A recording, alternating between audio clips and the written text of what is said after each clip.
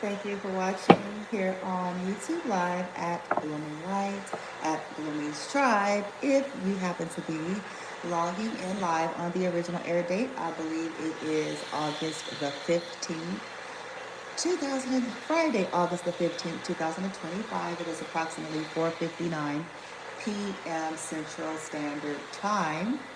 If you're logging in at a later time and date, doesn't really matter. Thank you for watching. So just bear with me for a second here so I can get backdrop for y'all here. And we're going to talk about, they try to make you feel bad about who you are. We're going to talk about those those tactics. We're going to talk about what my theory is on why. And then I'm going to just kind of bring out some things, okay? Just, y'all know how I roll here. Give me 1 second.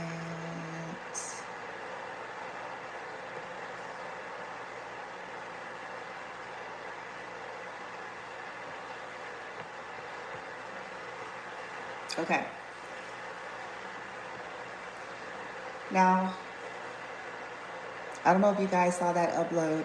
I just uploaded here. That was not my content. That was a content creator on TikTok, and their features or their settings allows for certain videos to be downloaded. So what I did was perfectly legit. Okay, they have that feature set, and I am not trying to stake claim like I created that last upload, obviously. Okay, but ironically enough, what I want to talk about right now is almost threaded into that a little bit. Okay, the Carl Jung video there in terms of archetypes and things like that. And so he mentioned something about how they cannot face, there's something that happens. They are not introspective.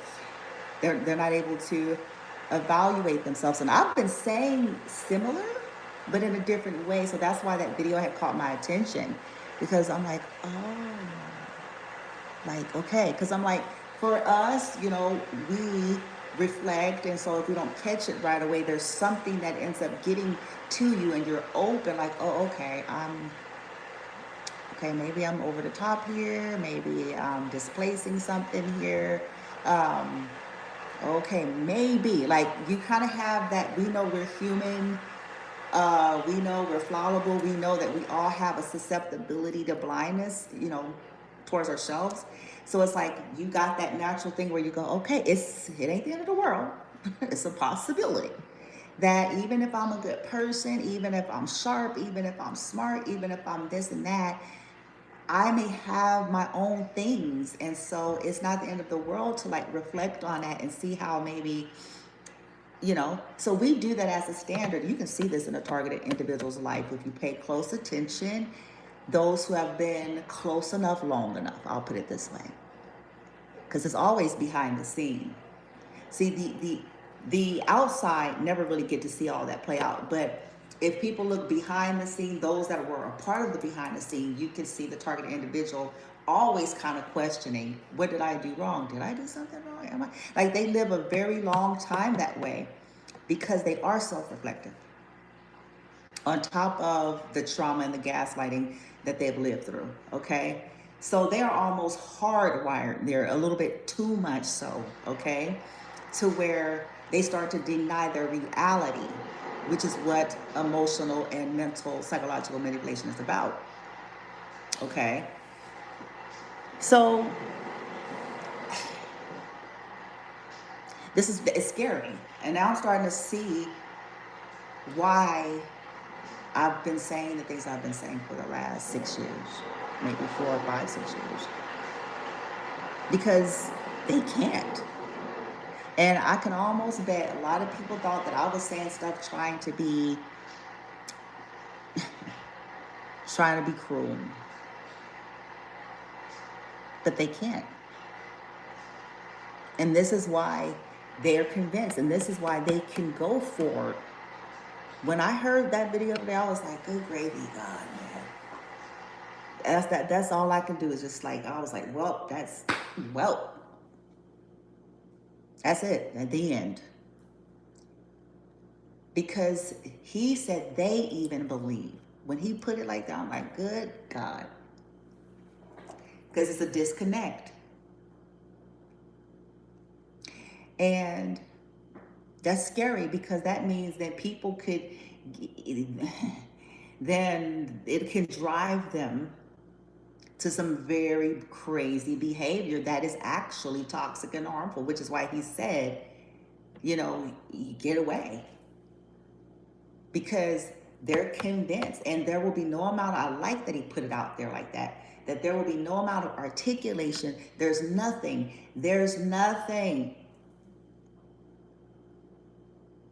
Nothing. This is why targeted individuals get frustrated, because in those stages, all those years before they get to the last phase where they start cutting people off, and now everybody's wondering what's going on. Well, there's a whole long stretch before that happens.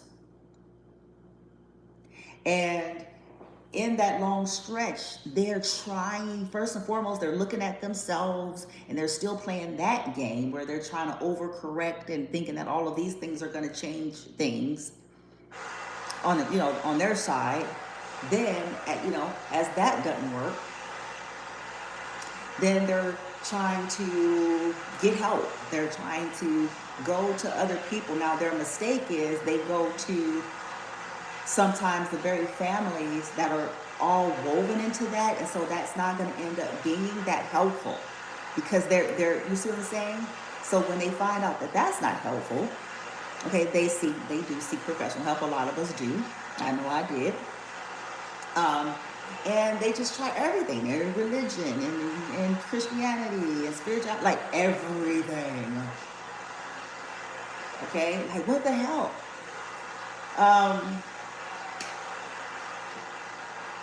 Because of what Carl Jung was saying.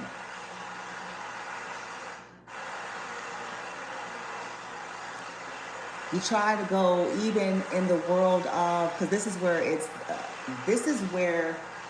the behavioral health and psychiatric psychology world is still got more shit to do.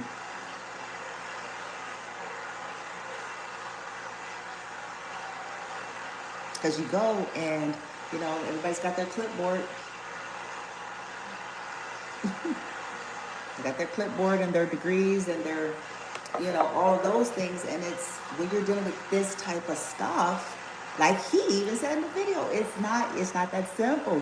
You're looking for, it's not that simple. What do you do? What do you tell these targeted people? What do you do? Now, after the years targeted individuals spend people pleasing, because that's what they do for a long time. That is their survival mechanism. Okay, look into it. People pleasing, basically conforming to what, depending on what season of life. Okay, whoever is their current circle. Okay, jumping through hoops, being what people say they ought to be and do, and it still really never amounts to shit.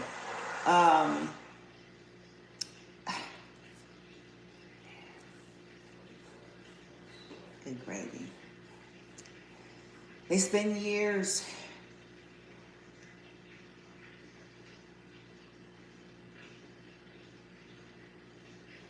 before they step into their authentic self completely, because they start to realize that even caving into what people want, it's not enough. It's still going to be, they're projecting and vomiting on you. Even though, like in the video, he said unconscious. Good God. Because when people aren't self-reflective, and you are, this is the part that I'm trying to say. This is what happens.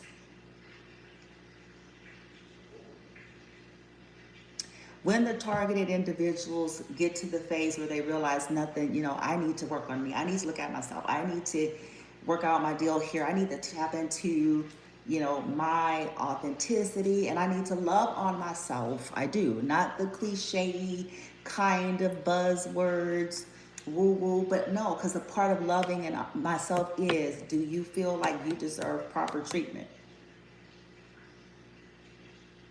Do you know yourself, or are you going to accept the projections? Because that's a projection.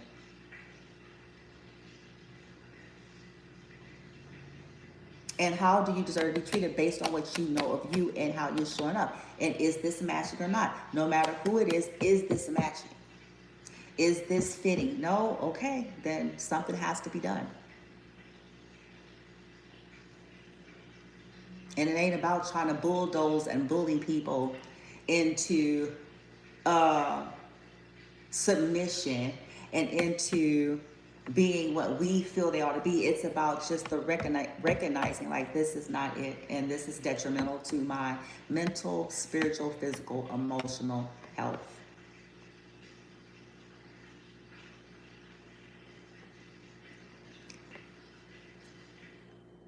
Bye bye, baby, bye bye.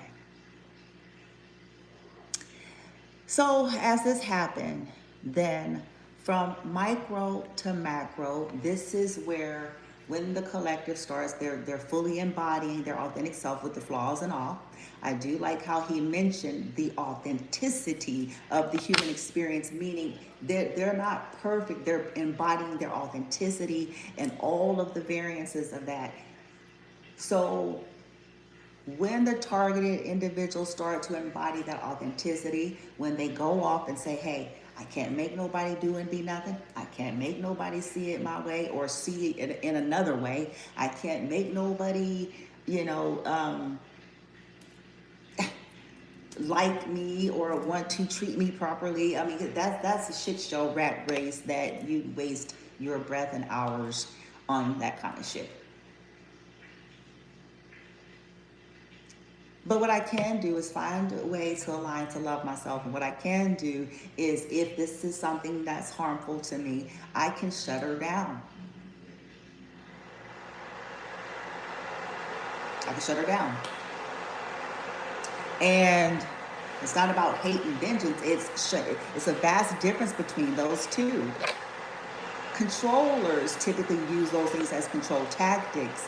But survivors and those that are targets, that's for their health and well-being, in acceptance to the fact that they cannot dictate or control other people's choices, other people's anything. The only thing they can do is accept it for what it is and then determine how that directly affects them if they allow themselves to be close.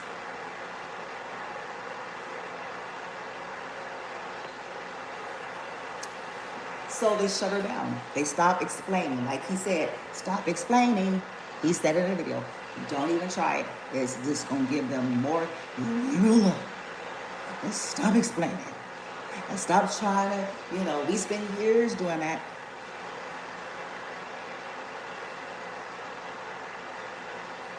Defending ourselves when we shouldn't have had to because of the accusations and the projections.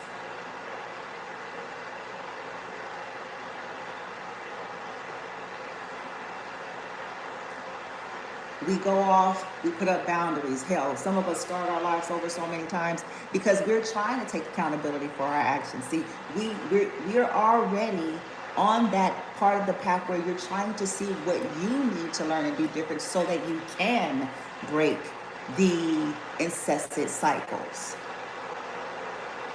And the first parts of that is realizing like, okay, maybe it's nothing like the company you keep. Who are you running with? Who are you allowing in your inner circle? Who are you opening yourself? Because all of that plays a role. Because if it's dangerous energy and dangerous individuals that has potential, leverage, power, whatever it is, to cause damage, well, that kind of explains a little bit, doesn't it? So what can we do then? And so that's what we started to do, and it's very radical, and it's messy and bloody because, again, these are strongly embedded things that have been there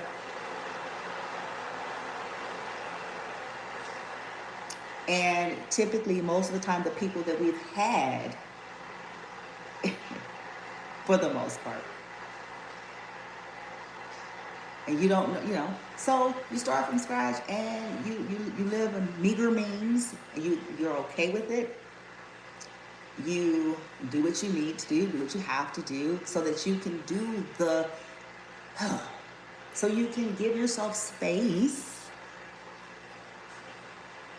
to even do that, to even like look at it, look at yourself without all of the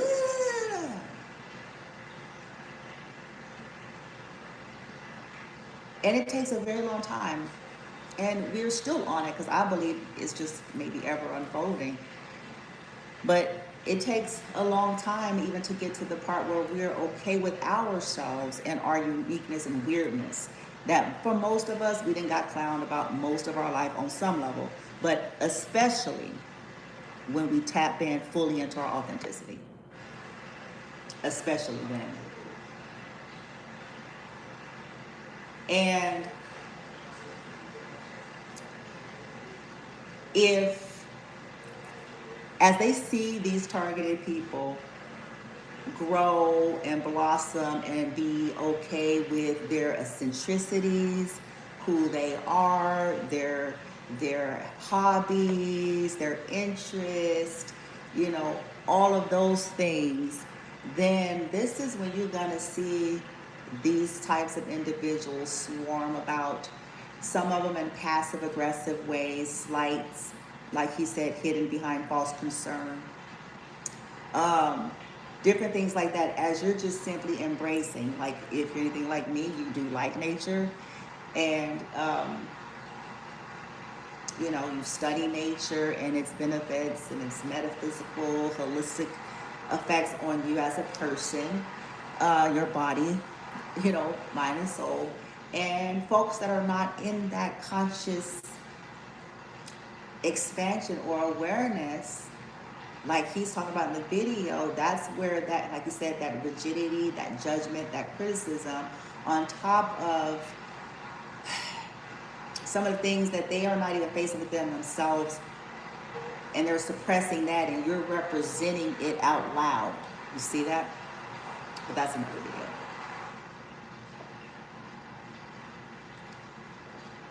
And they'll come to make you feel bad, because it's supposed to push you back into the conformity that they're comfortable with. It's supposed to shame you and make you feel insecure and push you, because that's what you see that? That's the projection. That's where they're at. And that's what they're vomiting on you. Even if you're minding your own business, because again, see, remember, he's saying these people are not self-reflective. So that means they don't even understand proper boundaries, any of that. You can be literally off in your own world minding your business. That does not matter.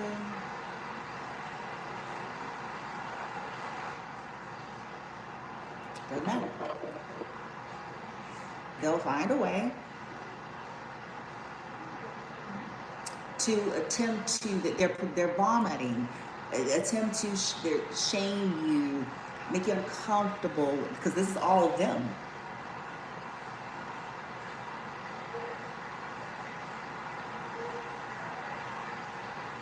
Your haters.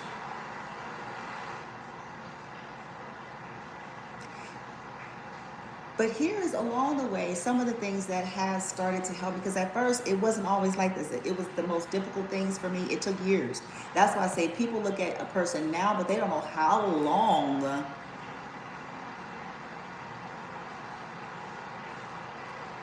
that was very difficult. But when I started to actually kind of think, especially situations where I knew the person and I knew their life and I knew their lifestyle and things like that, it helped me to kind of just start to shake it off. Because when I realized trying to shame me for being liberated, open, free, expansive, non-conformist, non-traditional, as if this is supposed to be condemnable and I'm whatever, while simultaneously doing some stuff that, yeah, they're not. And see, they don't reflect. So if some of you all out there start to wonder, like, yeah, like, exactly, like, they can shame you. They're really good at that critical finger and that critical eye. But these are just examples I'm going to throw out here. But they lie to each other in a very harmful and toxic way. They cheat on each other. They sleep with each other's people. They're addicted. You know, their addictions is affecting them and their family in a negative way. Like, and I'm not saying this to be judgy. I'm saying it because while they point fingers and have a critical eye and a judgy finger, they cannot properly look at themselves.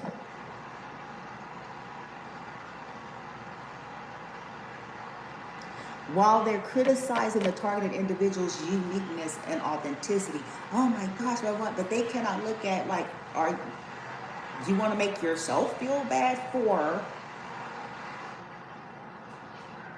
you're an abuser, you're a bully. Like, they don't even know how to look. Hell, they possibly don't even know how to identify that. That's what's scary. That's what he said in the video. I believe that even on this macro scale, with this organized community gang stalking and all these, like, these fusion centers and all, like, this stuff, I believe that's that on a massive scale, because otherwise it has to be what Carl Jung is saying. It has to be. Because other than that, what would make them feel okay with that damn behavior? At period, point blank, the end. There is something in them somewhere, I don't care how you want to flip this, that makes them feel justifiable. Remember, Carl Jung said that in their mind, see that? In their mind, they have distorted and created another reality, which would make it justifiable for them to do that.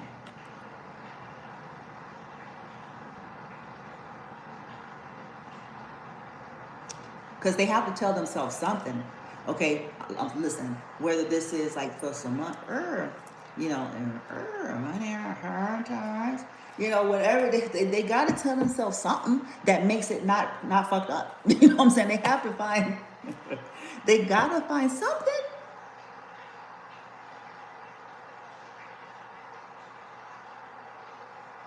Now, there are some people in the world that are just fucked up and they, you know, they're hashtag toxic and they kind of okay with it.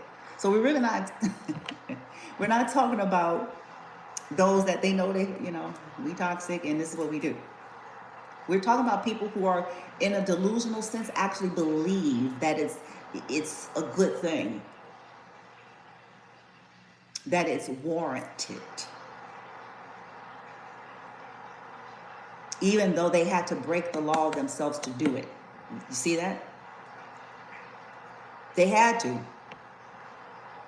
I'm going to even rephrase it in the ways in which I'm sure that they do. They had to get creative.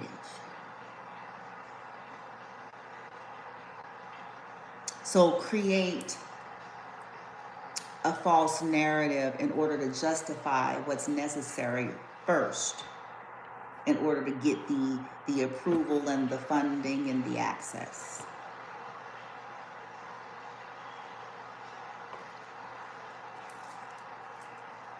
But even still, with that, something has to be happening inside of them to even be okay with that.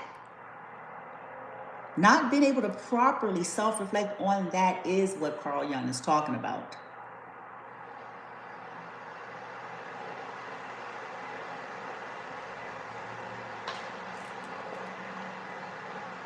They're running. It's projections.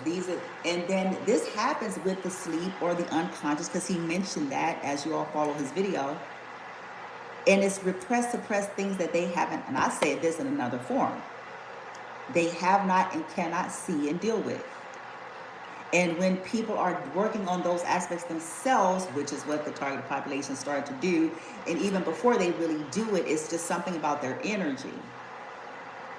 But especially as they continue on and living out loud,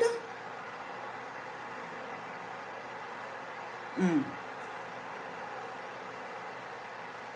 yeah, having a boundary, not conforming just cuz, and all of those things.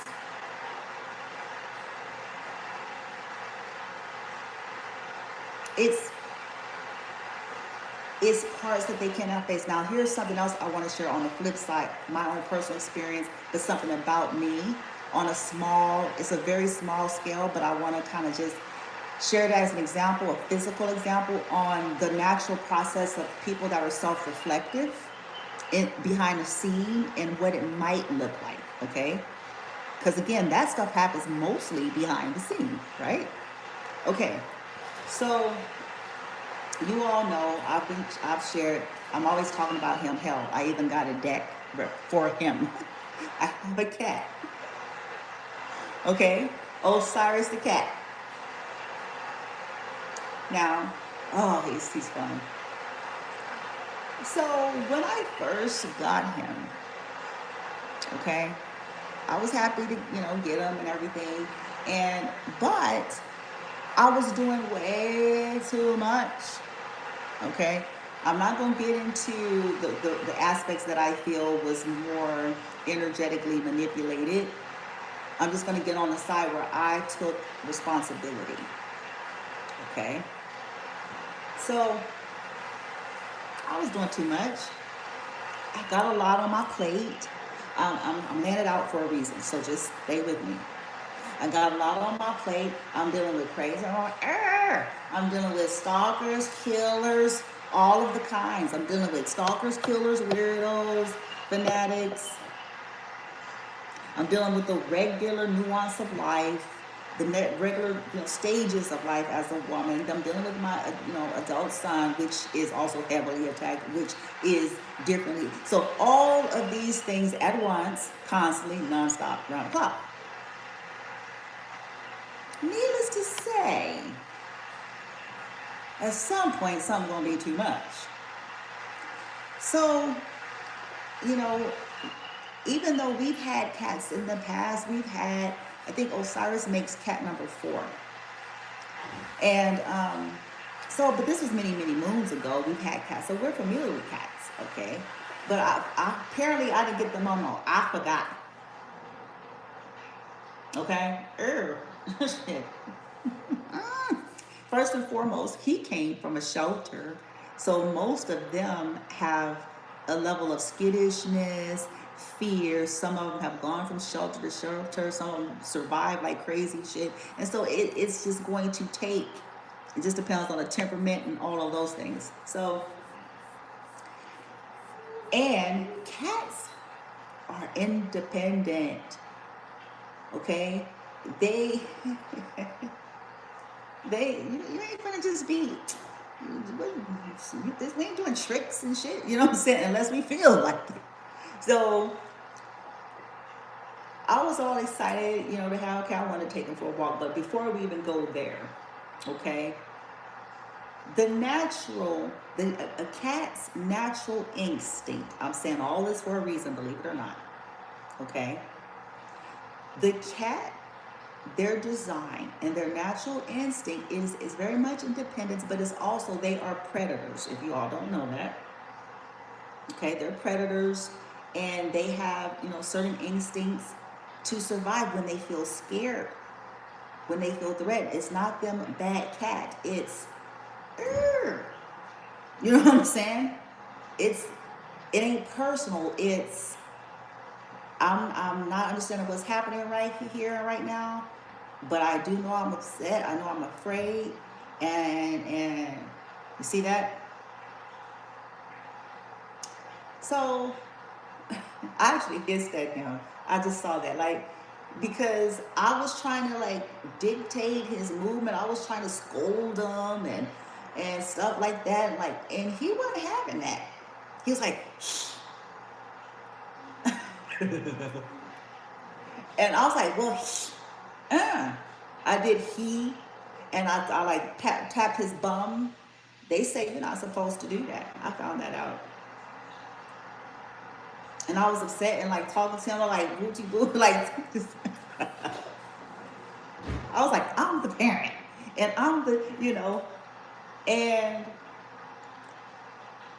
not in that moment, in that exact moment, but it it kept, how do you say it?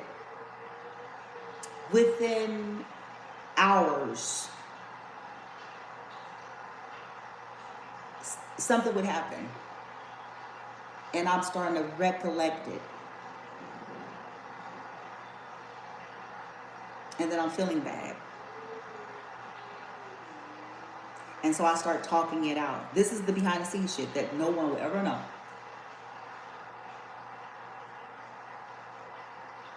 And I'll say something like this. Oh, once I catch it. Okay, I'm projecting. I think that's what I said. I said, I think I'm projecting. I feel, these are my words, I'm talking to myself. I said, I feel out of control. I feel like there's too many things that are out of my control. I feel maybe underappreciated for everything that I do and that I'm not getting. And as a result, I'm trying to over control the situation, but not only that, I'm being a little bit too aggressive. I'm not considering, yeah, he's a cat. And yes, I'm the cat owner. But he is behaving, what he is doing is natural. It was not personal. His actions, though we do have to train them, like there's, they talk to you about how to help, their behaviors and stuff. But the whole point of what I'm saying is taking it personal is due to everything I was going through. See it? And the way I handled him at that time was also reflective of that, taking it personal, but even not even regarding him, where it was like he didn't have an issue with me. He simply was trying to defend himself. He wanted to be left alone.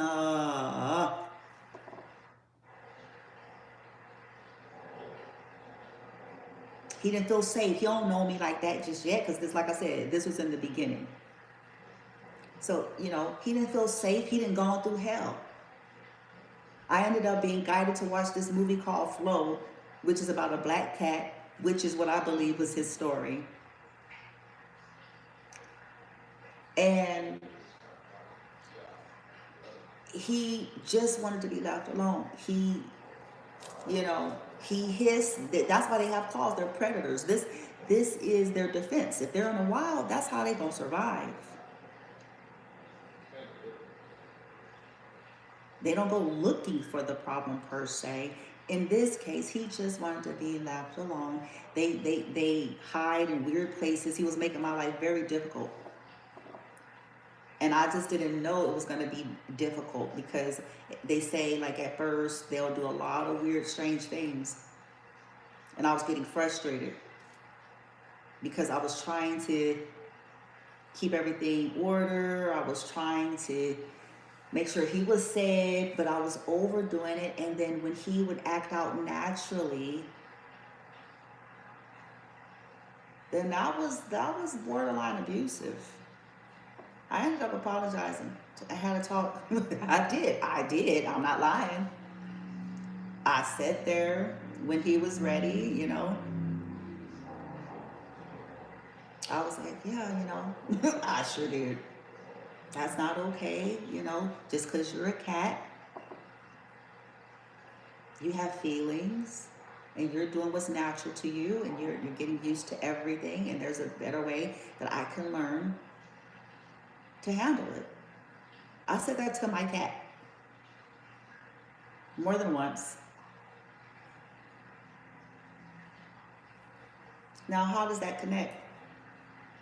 I'm talking about what happens with people that as a standard of life. They may not do everything perfectly, and they may not catch it immediately in that exact moment.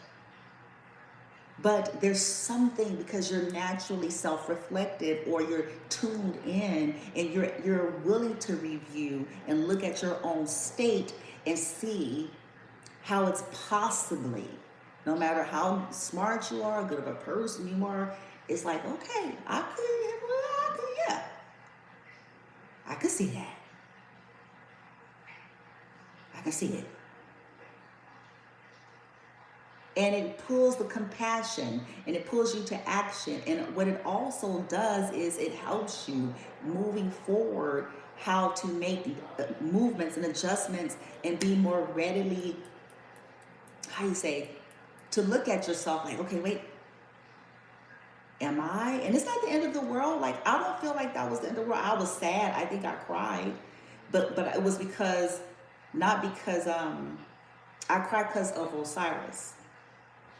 Not because, it's not the end of the world. It's like, become aware of it helps. I thought of him, and I started thinking of myself. I told him this. I felt like he and I are the same. And always dealing with a bunch of people that's trying to dictate and control, scared of who you are, scared of your, uniqueness. And when you stand up for yourself or defend and say, get away, leave me alone, trying to intrude. And he didn't deserve that.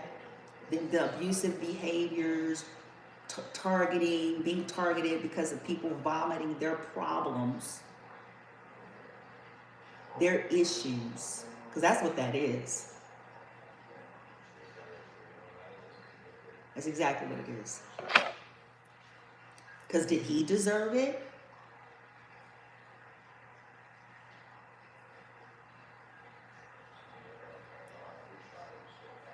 Doing something natural. He has a right to what? Defend and protect himself.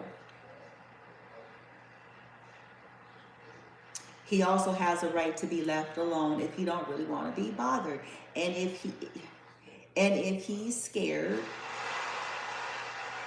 because he was finding hiding spots, and he was doing all kind of stuff. He created some, and I was like, what the hell?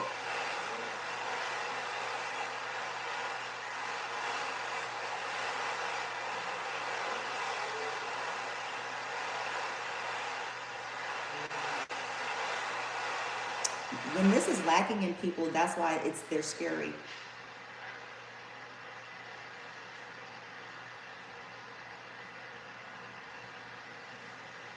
Because even though I just had this conversation right now, and those of you out there who, are relatively grounded and normal, and you see it and you can practice it, this will never happen for these types of people.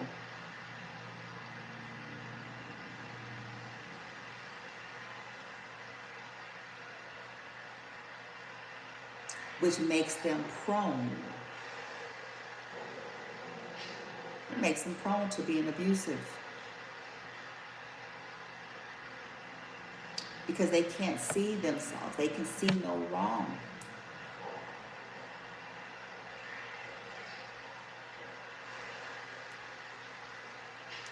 When you self-reflect as a daily and as a regular, you start making changes. Now you're a little bit more aware, and you start practicing self-regulatory things. That's when I had a talk with myself that I needed to find more outlets and self-care and stuff to help me so that I wasn't vomiting on him. I took responsibility. That he's a cat, and that to some degree, like, some of this stuff is normal.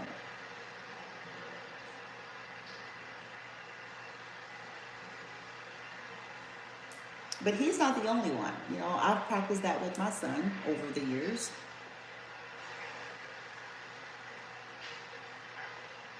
And in every situation or relationship in which I was ever allowed to or given opportunity to. Because that's what this is about. It is not about perfection. It's never been.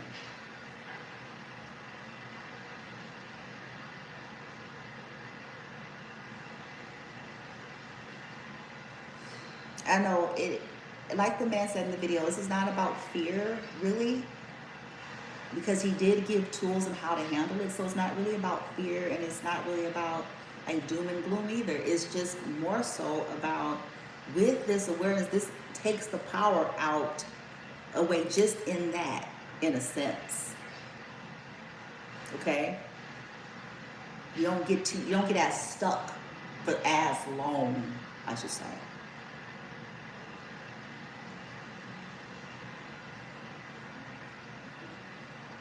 And really just being a person that's constantly like really dealing with yourself and aware of yourself, it also helps you to dissipate the projections. And as an empath, you feel, you get this followed. Not only do you feel the projections, you feel them as your own. So it takes, whew, boy, it takes us some time. Like he said at the end of the video, the difference between their energy and ours.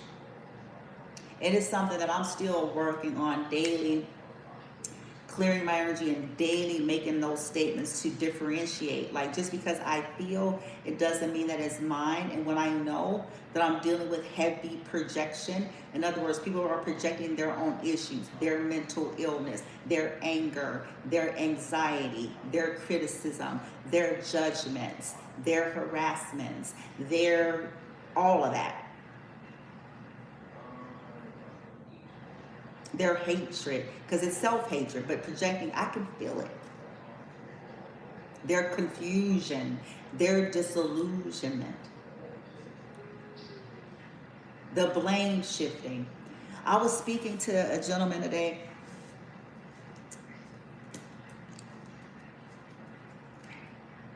He dropped me off,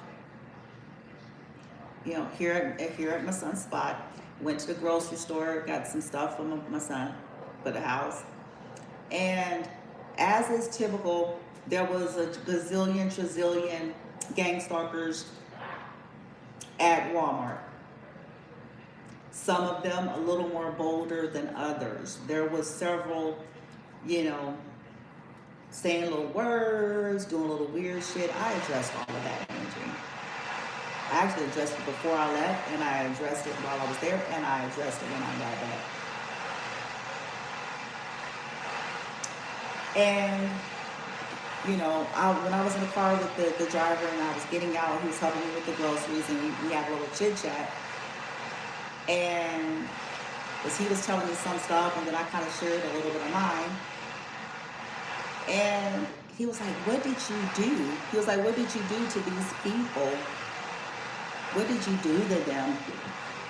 What did you say? What did you do? And I told him, I said, truth be told, I said, I do not know these people personally. I said, I stay away from folks.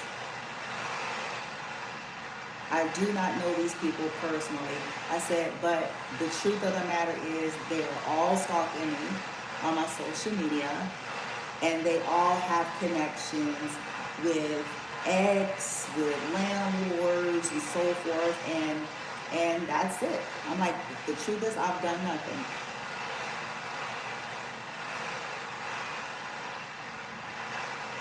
I said, they all have various different issues with me for different reasons. I said, but this harassment, I kind of went there. I was like, all this stuff, with my son, and, all this. I'm like, this is getting ridiculous.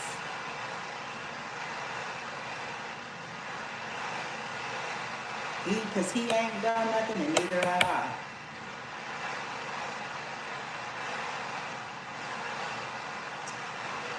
And as I told someone else, I'm like, hey, again, with the whole, they may have an issue with the social media. I'm like, well, why are they there? And see, and that's why I know. I'm like, because ain't nobody who's told anybody to be sitting up on it. These are active choices that just grown adults are making. Because I have not put no flyer on nobody's door. I have not went and advocated to nobody, nowhere in the state of Texas.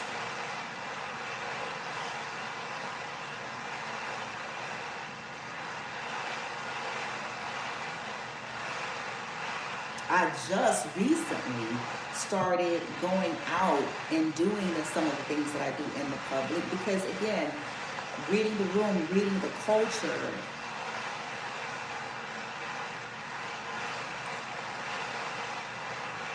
Yeah. So anywho,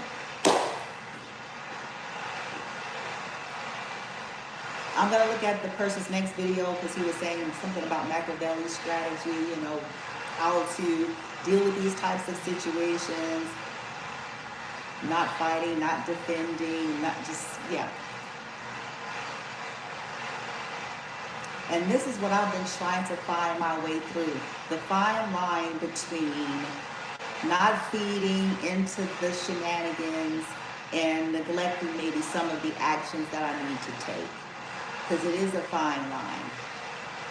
And I'm still trying to find that. Like, how do I find that? Because it is time, you know. And what happens with targeted individuals where you really just can't get away up until when you can? What's to happen to them? What are you to do with that? Okay, so we'll talk more about this over time. I'm going to go ahead, clear my energy, deal with my son here a little bit. I might come on a little later, like I said, because we still got that reading to do about whoever the Jordan person is. For some reason, it's significant. I don't know why yet. It is a significant reading. Whoever Jordan is or whatever it's about surrounding Jordan. Okay, so stay tuned because we will, whoever that's for out there, we'll pick up on that and hopefully it assists in a good way, a benevolent way. Please be grounded and practical with all shit. Woo. Okay? Okay. Ta-ta for now.